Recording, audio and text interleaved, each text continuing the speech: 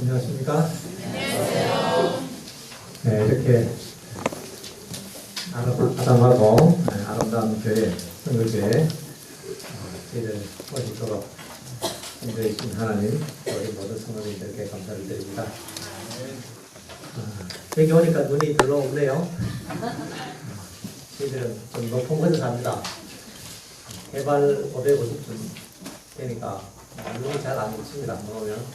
그래서 여름에는 살기가 좋은데 겨울에는 풍경이 아름답습니다. 아침 일찍 일어나서 아직 엄지에 길이 안 녹아서 이 교로를 걸어 내려왔습니다. 여름에는 저희들이 가는 곳에 참 새들이 많아서 새소리를 들으면서 저녁을 맞이하고 또 아침 새벽이 되면 새소리 때문에 아침 잠을 깹니다. 하나님께서 특별히 마지막 시대에 좋은 장소를 허락하셔서 그곳에서 아이들이 잘 교육받고 있습니다.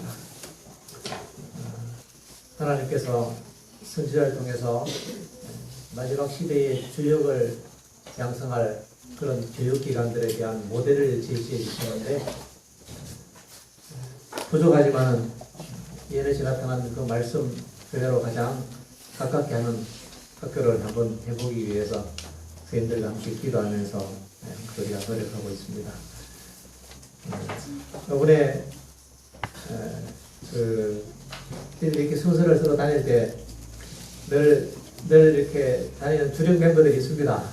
그런데 그 선배들이 대거 이제 미국으로 한 10명 가버렸습니다. 유학 교환학생으로 1년 프로그램으로 이제 갔다가 내년 6월 말에 들어오는데 그래서 이제 남은 애들이 다시 이렇게 준비를 해서 하게 되었습니다. 오늘 이 시간 우리 하나님의 말씀 가운데서 성경 역사하심을 통해서 피차 은혜 나누는 시간 되기를 바랍니다. 베드로후서 3장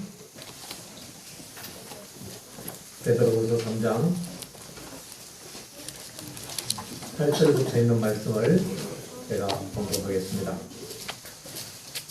베드로후서 3장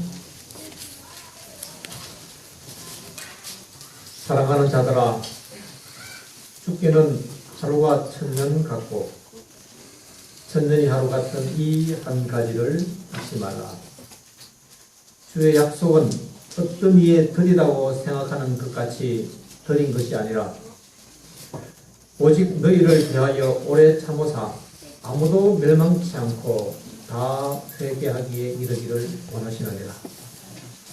그러나 주의 날이 도적같이 오리니 그날에는 하늘이 큰 소리로 떠나가고 체질이 뜨거운 불에 풀어지고 땅과 그 중에 있는 모든 일이 드러나리로다.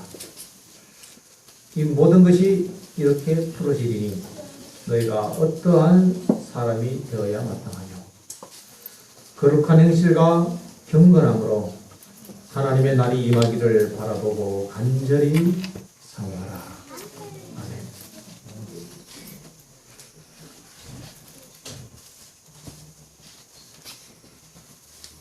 노래하는 아이 중에 제 딸이 하나 있습니다. 닮은 애가 있습니까? 네. 제가 우리 딸이 지금 중2인데요. 제가 중학교 2학년 때 정말 예수님께서 곧 오실 것이라는 마음 가운데 확신이 있었습니다. 그래서 제가 가만히 생각해 보니까 아마 2000년이 되기 전에 예수님께서 무슨 일이 있어도 오신다. 그 시대에 그렇게 생각들 하시는 분 많이 계시죠? 네. 우리 재림교회 아닙니까? 재림교회. 다른 걸 몰라도 이 재림 사상만큼은 투철했던 시절이 있었습니다. 지금은 좀 많이 희미해져서 안식교회가 되어가고 있습니다만은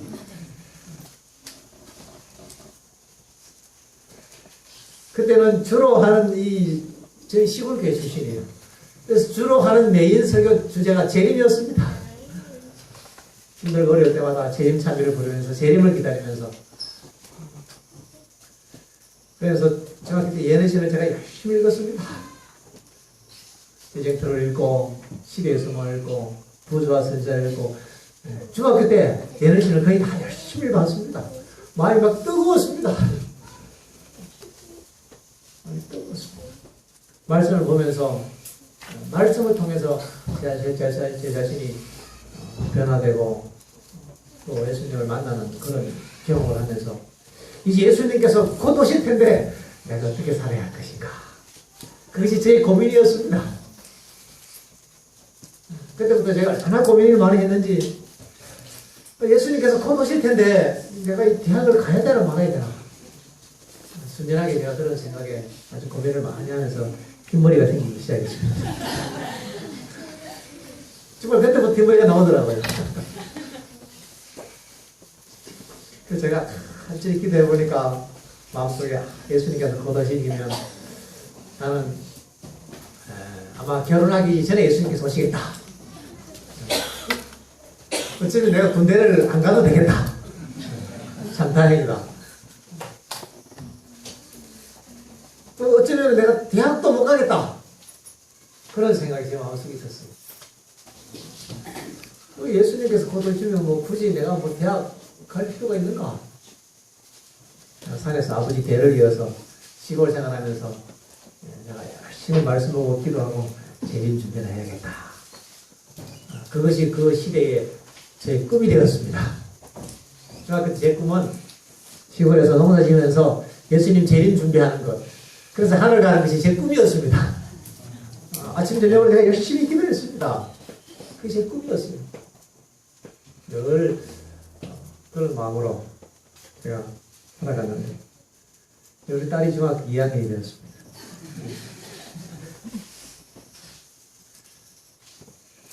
주님께서 다시 오신다는 약속이 드린 것입니까?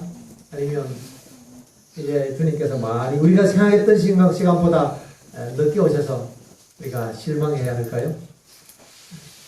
하나님의 약속은 결코 더디지 않습니다.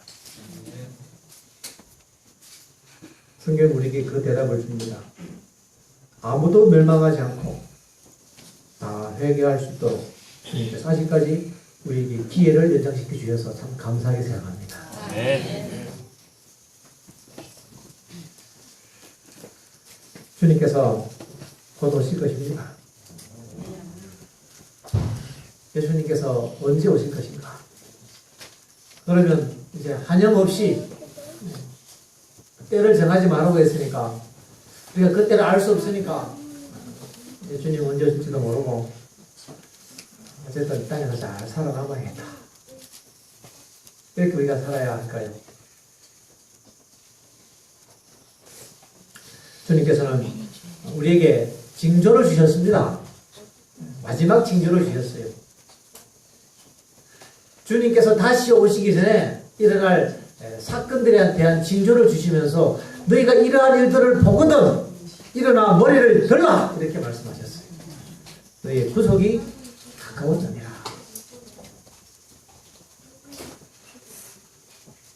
우리는 징조를 살피는 사람, 늘 징조를 쫓아가는 그런 교회는 아니지만 우리에게 주신 징조를 통하여 우리는 시대를 분별하고 주님 오심을 준비해야 하는 것입니다.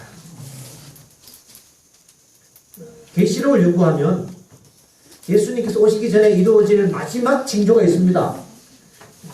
계시록 13장에 보면 영적인 마지막 싸움이 있어요. 그 싸움은 무엇인가 하면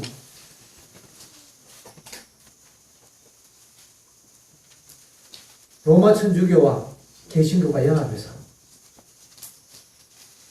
하나님의 말씀인 성경 대신에 하나님의 말씀인 십계명 외에 교회에서 교회의 근위로 변경시킨 일요일을 예배드리는 날로 법령으로 강제하는 일이 일어날 것을 말씀하고 있습니다. 그것이 미국에서 이루어지면 이것이 역사의 가장 마지막 예언인 것입니다. 이러한 일들이 이루어질 때에 계시록 14장에 예언된 새 천사들이 일어나서 마지막 큰 외침을 통해서 이 사업을 마치게 될 것입니다.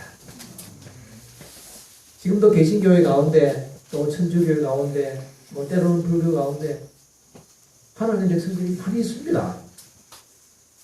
그 사람들은 바벨론이고 우리는 의인이고 그렇지 않습니다. 제7일 예수 재림교회가 성경대로 하는 진리교회지만은 재림교회에 딱 입교한 우리는 구원을 딱 받은 것입니까? 교회가 구원을 해주는 것은 아닙니다. 그러나 우리는 진리를 위탁받은 교회인 것입니다. 특별한 교회요. 성경에 예언되어 있는 교회인 것입니다. 진리를 가졌다는 것은 특별한 의미가 있습니다. 뿐만 아니라 진리대로 살아간다는 것은 더 큰 의미가 있습니다. 계시록 13장에 14장에 나타난 새천사, 오늘 이 새천사 등창을 불렀는데요. 이제 셋째 천사가 큰 외침을 위하여 일어나야 할 때가 되었습니다.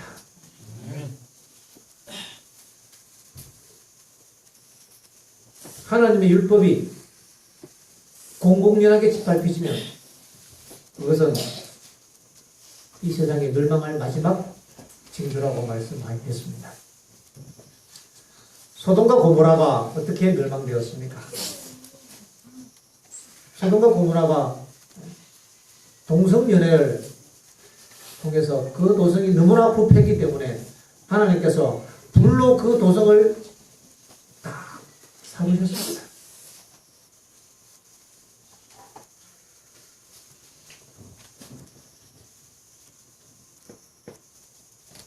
하나님께서 언제까지나 기다리시는 것이 아니라 죄의 잔이 차면 하나님의 심판이 임하는 것입니다. 심판을 부르는 죄의 잔이 있습니다. 죄의 잔.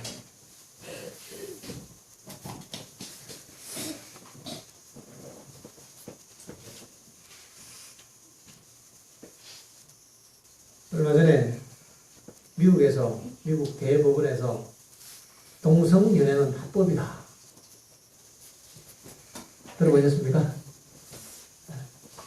이제 미국에서 동성연애를 정지하면 그 사람은 다른 사람의 인권을 침해하는 사람이라고 해서 벌금을 내거나 잡혀가도록 되었습니다.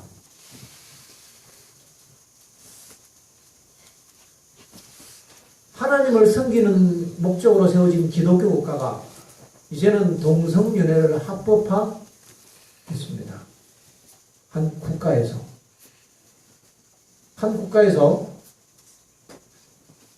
하나님의 율법을 정면으로 도전하고 나온 것입니다. 죄의 잔이 찾고 있습니다. 우리는 몇 년 전 크로아티아라는 나라에서 일요일 법령을 내렸다는 소식을 들을 때 깜짝 놀랐습니다. 아, 드디어 올 것이 오는가.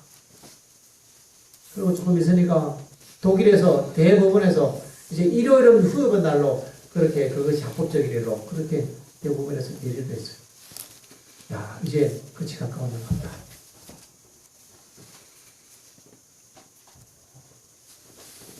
그러나 성경의 예언은 미국에서 국가적인 일요일 법령을 내릴 때 그 법령을 교회의 권위로 정부의 힘을 얻어서 강제할 때에 사람의 양심을 억압하면서 강제할 때에 그것이 하나님의 표를 대적하는 하나님의 인을 대적하는 짐승의 표가 된다고 성경은 말씀하고 있습니다. 마지막 이 대쟁투를 위하여 사단이 준비하고 있는 것입니다. 기독교 국가에서 일요일날 쉬는 것이 힘들까요? 아니면 기독교 국가에서 동성연애를 합법화하는 것이 쉬울까요? 일요일 합법화하는 것이 쉽죠. 지금 나가고 일요일날 물건 하나 살 수 있는지요? 한국도 지금 일요일 위험령이 다 내렸잖아요. 일요일날은 무슨 일이 있어도 뭘 할 수가 없어요. 교통사고라도 레카도 잘 안 옵니다. 병원 가도 응급실 외에는 통하지 않습니다. 물건 하나 사러 가도 다 문 닫았어요. 이런 나라에서 일요일날은 가정의 날로 쉬자고 하는 것은 아주 자연스러운 일입니다. 지금 모든 무드가 다 조성되었습니다. 그런데 아직 이 일은 지금 대기하고 있는데 미국에서 국가적으로 동성연애를 합법화했습니다. 하나님의 계명을 정면으로 거절하고 나온 것입니다. 이러한 일들은 마지막에 힘이 임박했다는 것을 우리에게 보여주는 것입니다. 머지않은 장래에 이러한 모든 일들이 이루어질 것입니다. 개신교 안에서도 재림이 임박하다는 얘기를 많이 합니다. 지금 이 세계 경제가 우리가 생각하는 것 이상으로 대단히 위기에 처해 있습니다. 각국 정상들이 모여서 이러한 위기를 타개하기 위해서는 세계 경제 구조에 변화가 와야 한다고 이야기합니다. 그리고 이 현재 이 화폐 제도를 바꿔야 된다고 얘기합니다. 지금 우리는 이 돈을 가지고 쓰잖아요. 화폐 제도를 바꿔서 앞으로는 이 전자화폐 시대로 바뀌어져야 된다고 이렇게 얘기합니다. 결국은 이러한 모든 일들이 사람들의 경제를 통제하는 수단으로 작용될 것입니다. 이런 모든 일들이 다 하나둘 준비되어 가고 있는 것입니다. 계시록 13장의 예언들이 이루어질 날이 멀지 않았습니다. 주님께서 다시 오실 때가 심히 임박했습니다. 그럼 우리는 어떻게 주님의 재림을 준비해야 할까요? 다 버리고 산에 들어가서 기도하고 말씀만 보고 그렇게 하는 것이 재림 준비겠습니까? 그것도 좋은 일입니다. 그러나 우리는 건전한 재림 신앙을 가져야 합니다. 주님께서 오실 때가 임박했기 때문에 성경에서 말하는 것처럼 우리는 어떠한 사람이 되어야 하느냐 그 문제에 대해서 우리는 더 관심을 가져야 하는 것입니다. 어떠한 사람? 나는 어떠한 사람입니까? 나는 누구인가? 나는 어떠한 사람입니까? 나를 평가하는 그 근거가 무엇일까요? 내가 누굽니까? 내가?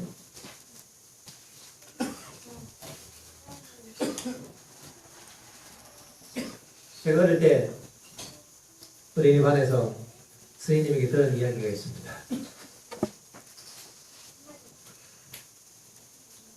한 어머니가 아이를 기르고 있었는데 이제 아이가 자고 있을 때 급한 일이 있어서 잠깐 시장에 갔다 온다고 얼른 나갔다가 오려고 빨리 갔다가 또 볼일 하나 더 있어서 그 볼일을 보고 돌아서는데 막 사이렌 소리가 막 들리는 거예요. 그래서 왠지 불안한 마음으로 급하게 집에 돌아와 보니까 벌써 집에 불길이 쏟았어요. 그 아이 말고, 그 어머니 말고 어떨까요? 집안에는 아기가 자고 있어요. 소방사들이 막 소방차로 막 끄고 있습니다. 그때 이 엄마는 우는 거예요. 내 아이가 저 안에 있어요. 지금은 못 들어갑니다. 지금은 들어가면 안 됩니다. 이 어머니는 소방관들을 뿌리치고 불길 속으로 뛰어 들어가서 그 아이를 구출해 냈습니다. 그리고 병원에 실려갔습니다. 머리가 다 타고 얼굴이 다 전신 화상이고 수개월 치료 끝에 가까스로 목숨을 건지고 살아났는데 얼굴이 다 일그러진 엄마가 되었습니다. 제 아이가 자라서 초등학교 4학년, 5학년 되니까 이제 엄마의 외모에 민감을 주기 시작했어요. 얼굴이 일그러진 엄마가 학교 오는 것이 창피했지요.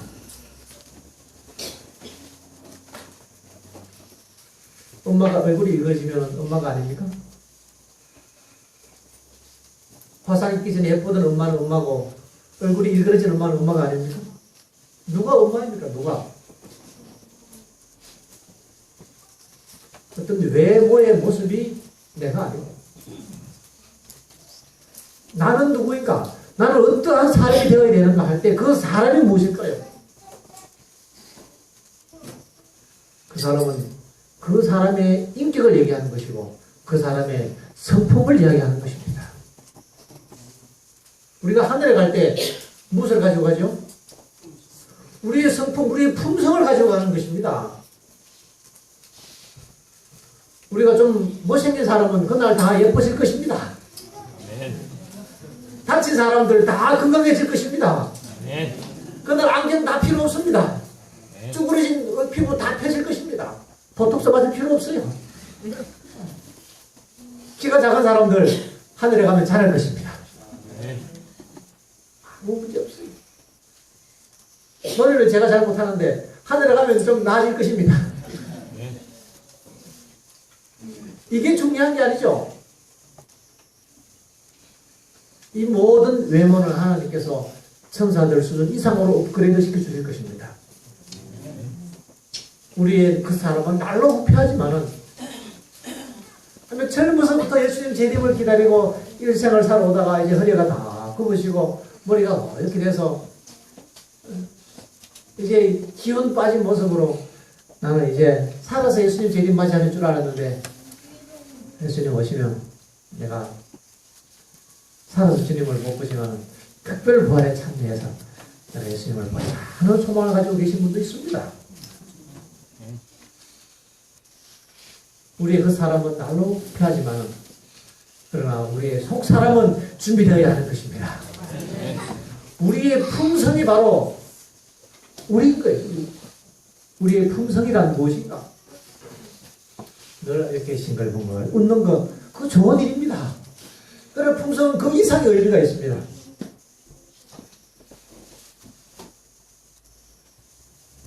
그래서 교육은 곧 구속이라는 것입니다. 교육을 통해서 예능신을 제가 연구하다 보니까 학교의 타이틀을 공부를 잘 시키는 학교 그런 거 하지 말합니다. 그러면 뭐 하는 학교 그런 거 하지 말고 영생을 위하여 품성을 준비시키는 학교 이렇게 하라고 되어 있더라고요. 그래서 학교 타이틀을 그렇게 그렸습니다. 영생을 위하여 품성을 준비시키는 학교. 그 사람의 인격과 그 사람의 품성이 가장 중요한 것 아니겠습니까? 이 땅에서도 마찬가지입니다. 똑똑한 사람 많이 있고 잘난 사람 많이 있습니다. 그러나 그 인격과 그 품성이 훌륭한 사람은 작습니다. 그 사람의 인격과 그 사람의 품성이라는 것은 그 사람이 무엇을 생각하며 살아가느냐가 그것을 결정하는 것입니다. 그 사람 속에 무엇이 들어있느냐 하는 것입니다. 그 사람 속에 들어있는 인생의 목적이 무엇이냐는 것입니다. 우리가 다 연약한 사람들입니다. 우리가 다 지하에 출생했고 우리가 육신에 속한 연약합니다. 때때로 정말 교회 나와서 연말 일주일 회개 간절히 회개하고 하나님 제가 다시는 죄를 범치 않겠습니다라고 간절히 기도를 하는데 또 바쁘게 살다 보면 어느 날 다시 옛습관에 빠져있는 우리 자신의 모습을 보면서 아 이거 안 되는 것 같다. 다 은혜를 구원받아야지. 그 말을 위로 삼아서 교회 다니고 우리가 그 정도 수준에서 머물 수 없는 것입니다. 우리가 연약한 모습이라고 우리가 연약한 육신이라고 그렇습니다.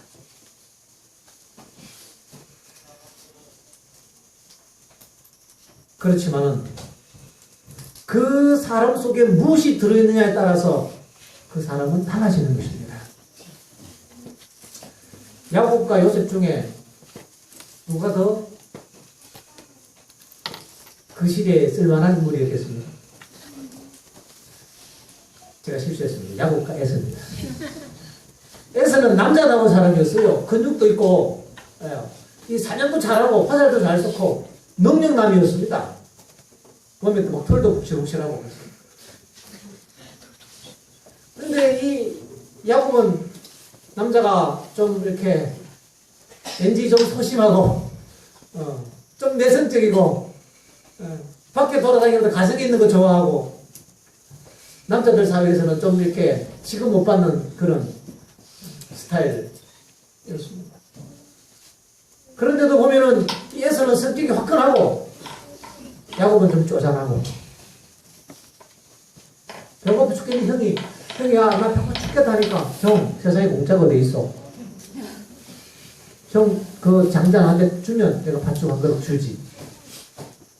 그러니까 에서는 통이 커요. 그래 그거 너 가져. 통이 큰 남자입니다. 남자입니다. 야곱은 좀 쪼잔하고 좀 사기꾼 기질이 있는 사람입니다. 근데 왜 하나님이 야곱을 그렇게 사랑하십니까? 성경에 보면은 다윗이 참 영적인 사람이고 좋은 사람인데 참 죄도 지독하게 큰 죄를 많이 지었습니다. 그렇죠? 근데 하나님이 또 이 다윗을, 그런데도 이 다윗을 악착같이 사랑하십니다.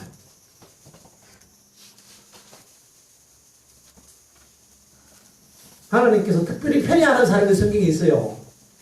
편애하면 안 되죠, 그죠?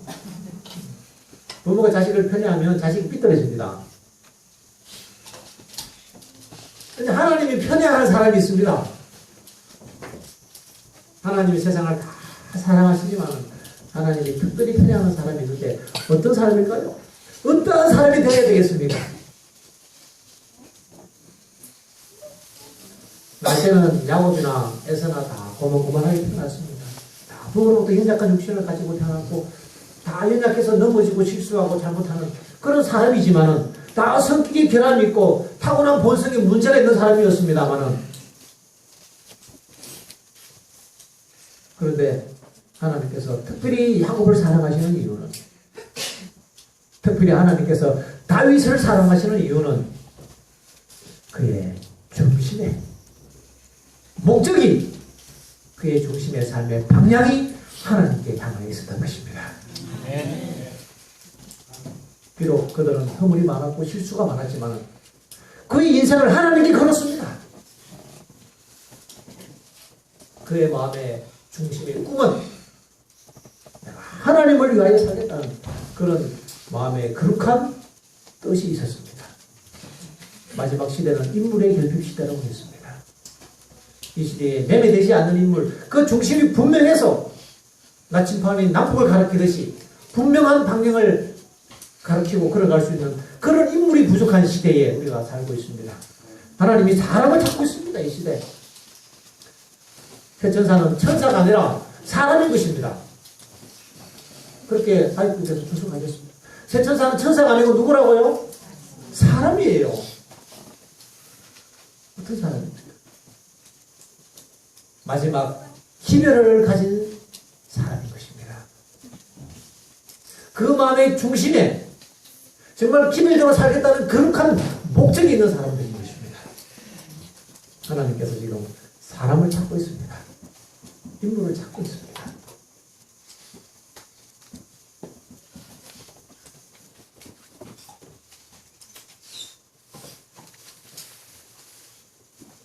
어떤 분이 생각하시기에 이거 나는 이제 늙었고 나는 이제 다 희망이 없는데 내가 이제 뭐 하니?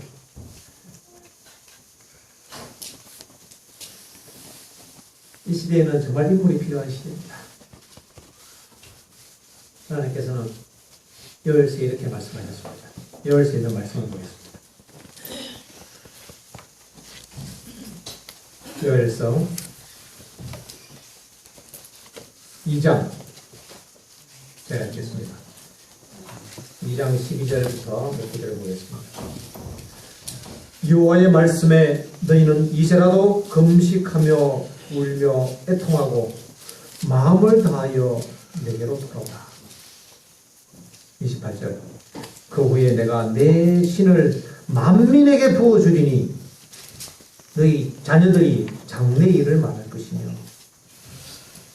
너희 늙은이는 꿈을 꾸며 너희 젊은이는 이상을 볼 것이며 그때에 내가 또 내 신으로 남녀가 여종에게 부어줄 것이라. 이게 늙은이들도 희망이 있습니까? 하나님께서 연세 많으신 노인들에게도 비전을 주셨습니다. 너희 늙은이는 꿈을 꿀 것이며 너희 젊은이는 나 같은 어린 아이가 뭐 하겠습니까? 너희 젊은이들 이상을 볼 것이며 너희 자녀들은 장래 일을 말할 것이다.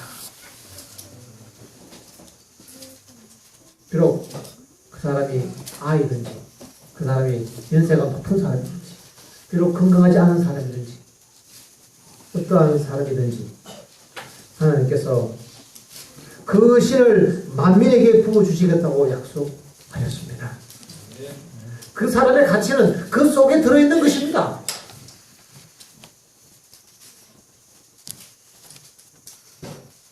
그 사람 속에 만약에 제 주머니 속에요 이만한 다이아몬드가 들어있으면 제 가치가 얼마쯤 하겠습니까? 저는 빼더라도 다이아몬드 때문에 수십억은 안 하겠습니까?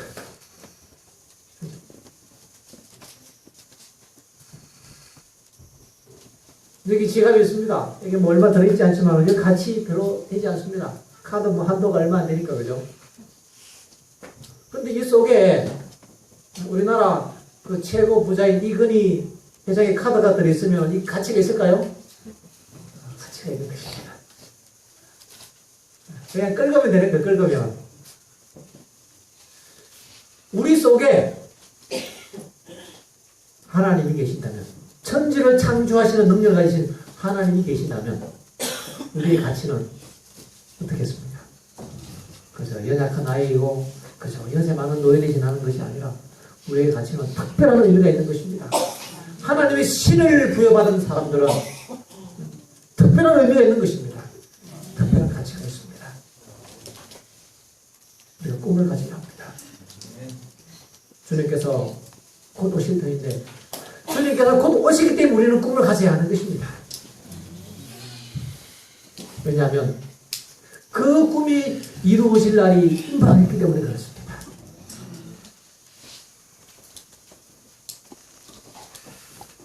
마지막 예언들이 이루어지면서 그 마음 가운데 거룩한 목적을 가지고 하나님께 뜻을 향하고 하나님께 돌아가서 진실하게 살아가는 그 사람들 하나님이 택하셔서 하나님의 신을 부어주실 것입니다.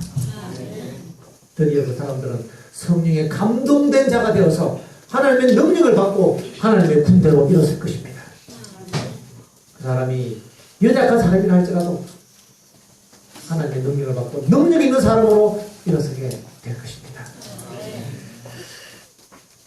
이러한 일들이 성경에 예언되어 있습니다. 여기 말하기를 너희 자녀들이 장래일을 말할 것이며, 장래일을 말한다는 것은 미래를 예언한다는 거예요. 미래를 예언하는 사람을 무엇이라고 부를까요? 예언자. 예언자. 쉽게 얘기하면 선지자. 너희 자녀들은 선지자가 될 것이며, 내 아이가 장차 선지자가 될 아이로 하나님이 이렇게 낙점을 하셨다면 어떠시겠습니까? 아니, 그거 절대 안 돼. 너는 가서 의사해야 돼. 돈을 많이 벌어야지. 그러시겠습니까? 하나님께서 쟤는 앞으로 내가 선지자로 내가 써야겠다. 하나님께서 나를 선지자로 부르셨는데 내가 지금 공장에서 일을 하고 있어요. 밭에서 포도를 따고 있습니다. 밤에서 청소를 하고 있어요.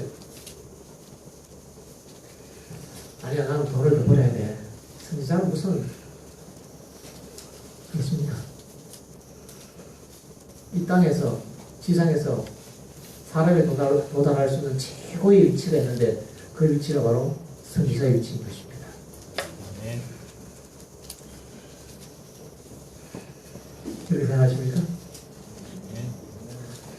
하나님이 나타나셔서 예레미야를 부르셨던 것처럼 이사야를 부르셨던 것처럼 여러분을 빨리 나타나셔서 아무개야 하고 사무엘을 부르시듯이 우리를 부르신다면 어떻게 하시겠습니까? 하나님, 저 그 직업 좀 마음에 안 드는데요. 돈을 별로 못 벌 것 같아서. 그 사람 아무도 없으리라고 생각합니다.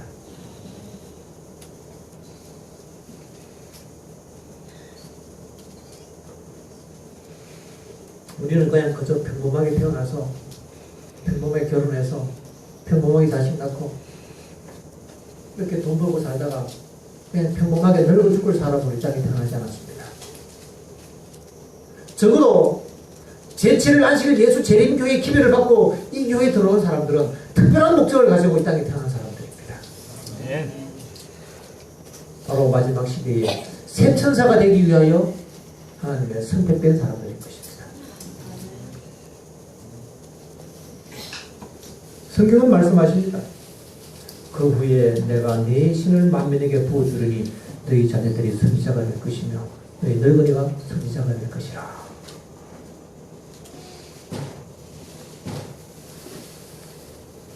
마지막 시대에 한 선지자의 무리가 하나님의 군대로 일어날 것입니다.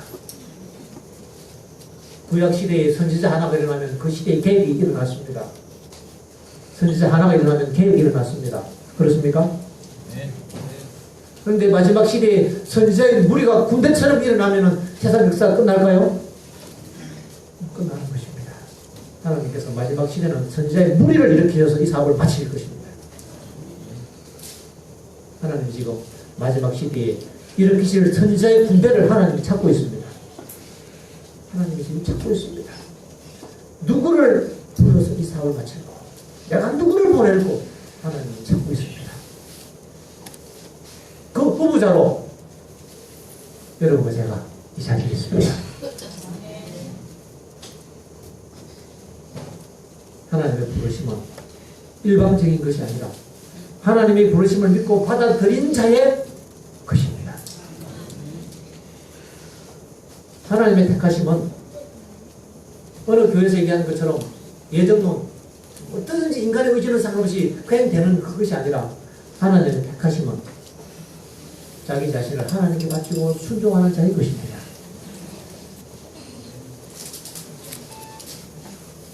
사람들이 묻습니다. 저기 좋은 총각이 있는데 하나 소개시켜 줄까요? 하면 뭐랍니까? 그 다음에 뭐라고 합니까? 그러면 네?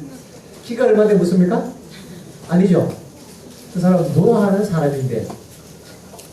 그래서 우리 어머니들 그렇습니까? 그거 물어요. 우리 딸이 이제 관련한 천녀가 하나 있는데 멋진 총각이 있다니까. 그럼 뭐 하는데? 다시 말해서 직업이 뭔데? 이 직업이 하는 일이 무엇이냐는 것입니다. 그 사람 택시 기사에 좋지만 우리 딸은 의사한테 시집보내고 싶은데 우리 딸은 판사한테 보는 요새 판사 안식일 지키면서 판사 되기 불가능합니다.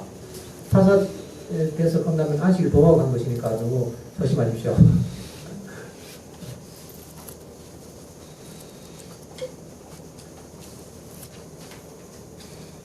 그 사람이 하는 일이 그 사람을 평가하는 시대입니다.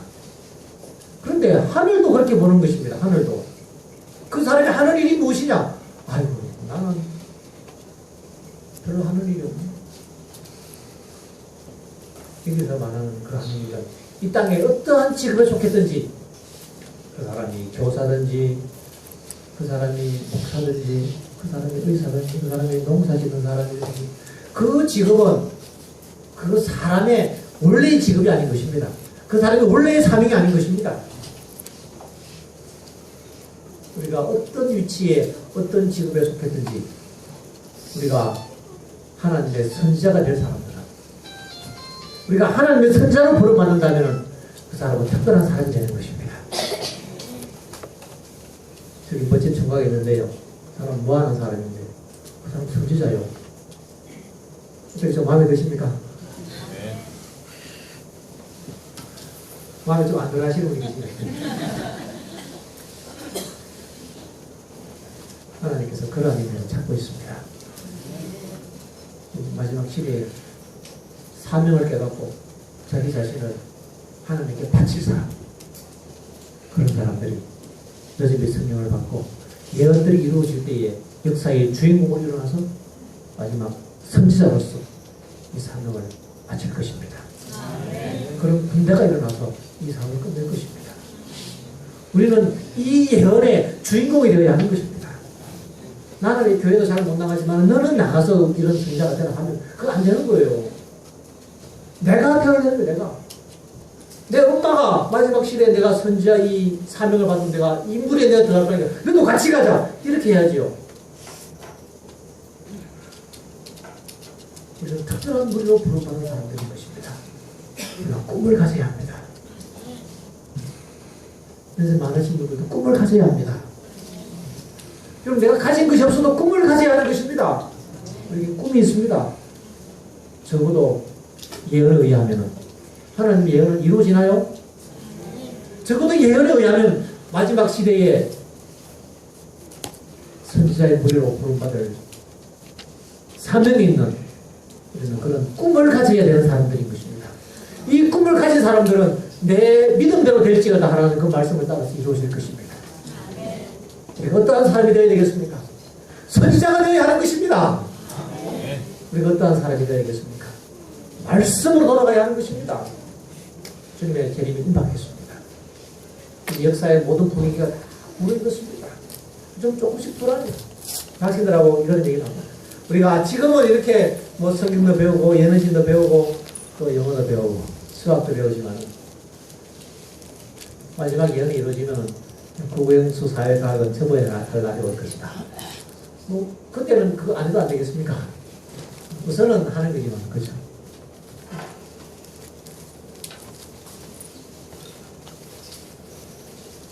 우리가 마음 가운데 사명을 가지고 소망을 가지고 살아가야 할 것입니다. 이 땅에서는 내가 이름이 없을지라도 사람들이 알아주지 않는 사람들일지라도 디세탄 중에서 이름 없는 선지자 엘리야는 그곳에서 기도했습니다. 그는 기도의 사람이었습니다. 때가 되자 하나님께서 그를 부르셔서 너는 아합에게 가라고 명령하셨습니다. 머지않은 장래에 하나님께서 우리를 부르실 때에 거기에 합당한 사람이 되기 위해서 우리 자신을 하나님께 드려야 할 것입니다. 자신을 하나님께 바치고 기도와 말씀으로 준비하는 그 사람들 하나님께서 불러내실 것입니다. 이것이 우리의 사명이고 우리가 걸어가야 될 셋째 천사의 길인 것입니다. 우리가 이 일을 위하여 꿈을 가지고 희망을 가지고 주의 사명을 이루면서 주님 오실 때에 하늘에 가는 모든 성도님들이 되시길 바라면서 말씀을 마치겠습니다.